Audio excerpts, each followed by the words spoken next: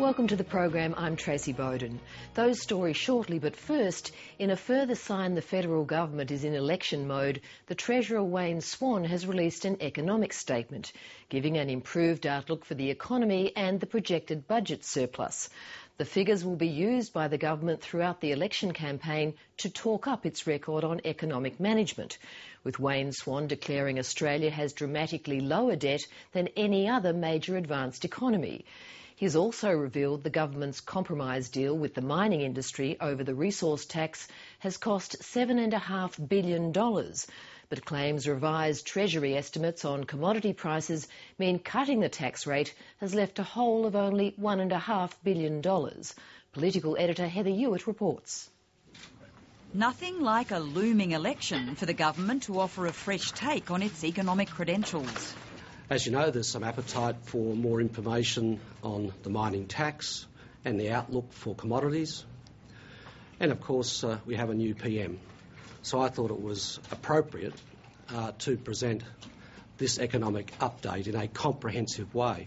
The Treasurer proceeded to unveil a list of improvements to the government's finances since the May budget, including a $2 billion boost to the budget surplus in 2012-13. These figures confirm we're on track to bring the budget back to surplus in 3 years and 3 years early.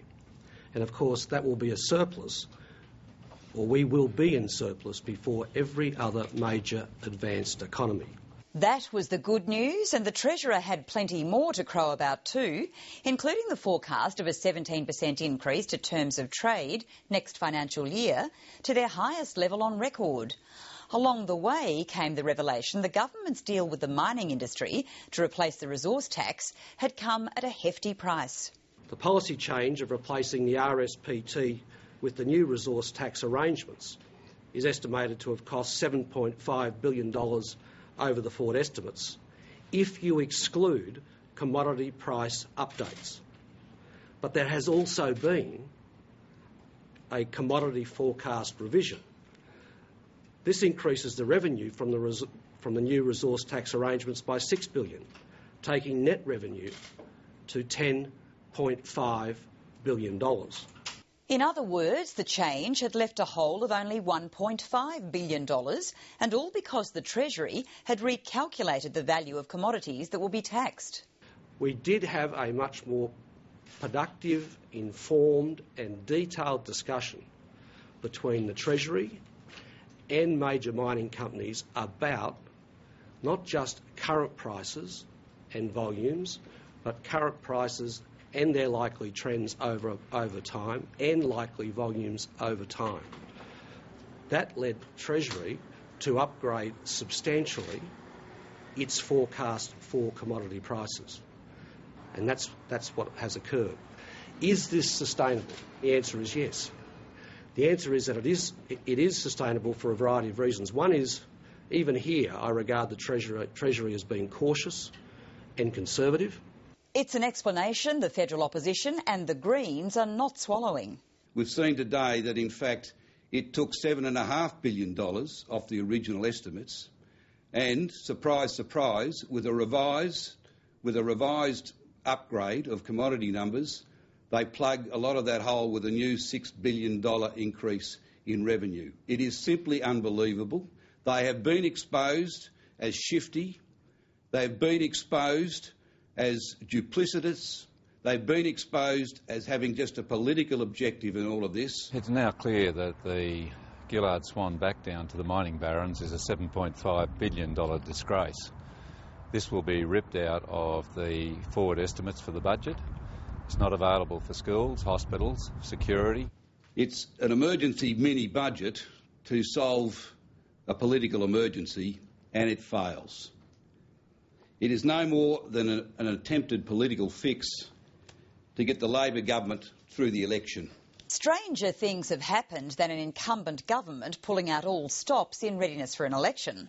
And at his news conference, the Treasurer was sticking to his guns. What has changed is a very substantial and strong outlook for a couple of our key commodities as we go forward. That's the truth of it. Marco, Councillor Marco. Marco, how are you? Good to see you, mate. Thanks for coming out.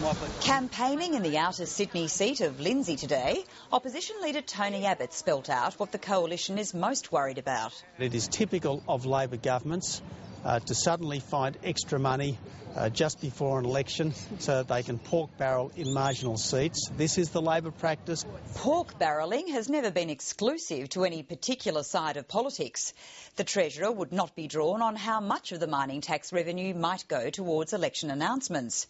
With all parties clearly in election mode, Tony Abbott continued to try to draw attention today to the asylum seekers issue. There was another boat arrival this morning, the second in 3 days, and the opposition leader renewed his call for the government to consider Nauru as the site for a refugee processing centre.